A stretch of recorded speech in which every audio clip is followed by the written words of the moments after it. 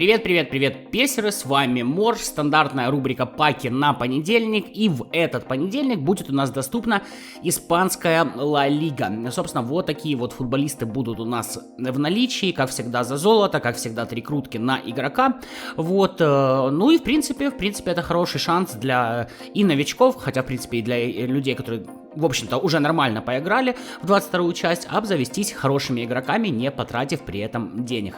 Давайте же разберем, кто здесь, как и чего.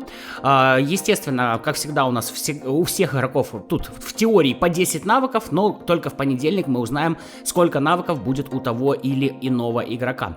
Итак, первый у нас Диего Карлос, вроде бы 91 максимальный рейтинг, в принципе, кое-какая скорость и ускорение, как для центрального защитника, великолепный корпус, неплохо играет головой, в защиту тоже умеет, по навыкам все хорошо, обычно его карточка стоит 76 тысяч, я думаю, это не тот человек, за которым будут гнаться люди.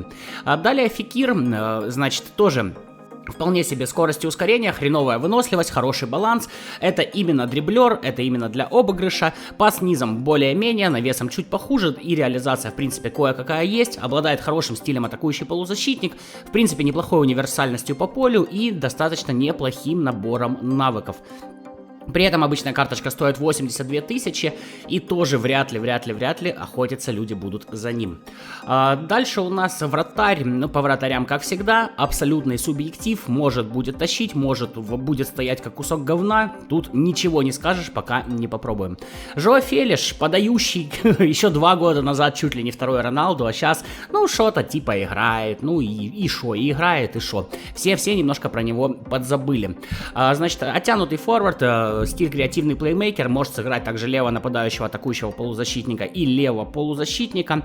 По навыкам очень большое количество финтов, что не есть хорошо. Пас низом и навесом ничего выдающегося, но неплохой при этом дриблинг и ускорение. Также достаточно неплохое умение атаковать. Проходняковая карточка, как по мне, стоимость ее 100 тысяч, явно не то, что нужно. А вот Альба представляет интерес. Играет он левого полузащитника и левого защитника. В принципе, обладает достаточно неплохим пасом-навесом, кое-что умеет защиту, конечно же, отличная скорость и ускорение, стиль атакующий защитник, выносливости тоже хватает, по навыкам все отлично, обычная карточка стоит 120 тысяч, да, не есть весь что, но скажу по своему опыту и по опыту других игроков, с которыми я общаюсь, все очень сильно хвалят Альбу, то есть, говорят, играет гораздо лучше, чем нарисовано на карточке, поэтому вот за ним можно поохотиться. Милитао, центральный защитник, Реал Мадрид, конечно же, отличная скорость и ускорение, как для его позиции. По защите все, головой играет, прыгать умеет, баланс неплохой, как для защитника, и корпус тоже у нас присутствует. Также может сыграть правого защитника.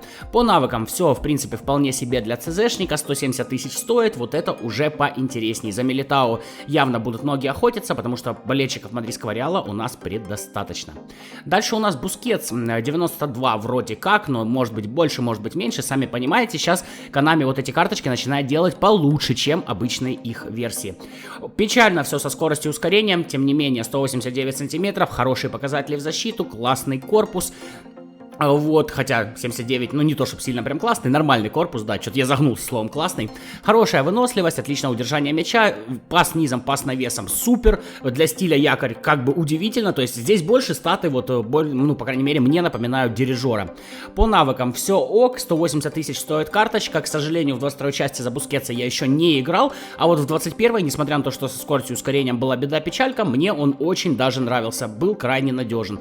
Ну, вроде в 22-й тоже вполне себе неплохо. Дальше Тони Кросс у нас центральный полузащитник, может сыграть опорника и атакующего. Скорость и ускорение беда-печаль, в защиту кое-что умеет, но особо не надейтесь. Баланса особо нет, выносливость тоже не блещет. Корпус все на середняках, но при этом великолепнейший пас низом. Распасовщики в 22-й части у нас решают достаточно много. При этом у Кросса есть и пас навесом, и как бы удержание, и контроль, и реализации слегка накинули, и умение атаковать. Вполне себе неплохая карта. По навыкам все ок, 200 тысяч карточка стоит, за ним явно будут люди идти, да, потому что Реал Мадрид, ну как бы так. Ну еще один, Реал Мадрид, Мадрид-Реал, Карим Бензема, само собой, не знаю какая уже по счету специальная карточка в 22-й части его выходит, их очень много, может сыграть право нападающего и центрального. Тоже, вот смотришь по статам, вроде ничего выдающегося, но на поле, вот не знаю, на поле Бензема показывает себя классно. Почему? Хрен поймешь, хрен разберешь, хрен объяснишь, но тем не менее это так. Стоит действительно выделить очень хороший пас навесом, как для центрального нападающего, но в остальном, вот смотришь, да, реализация и умение атаковать хорошо, да, по навыкам все достаточно неплохо, ну, чтоб прям вау крикнуть, не получается, а вот начинаешь использовать и вау у тебя вырывается само непроизвольно. 490 тысяч стоит его обычная карточка, так что это самый вкусный улов в этом паке, думаю, многие будут за ним охотиться. Вот такие вот игроки будут доступны у нас уже в понедельник, пиши, конечно, в комментариях, будешь ловить, будешь открывать, не будешь ловить, не будешь открывать, в общем, все это, естественно, я с удовольствием прочитаю. На этом прощаюсь, ребят, как всегда, Морж, как всегда, пока-пока.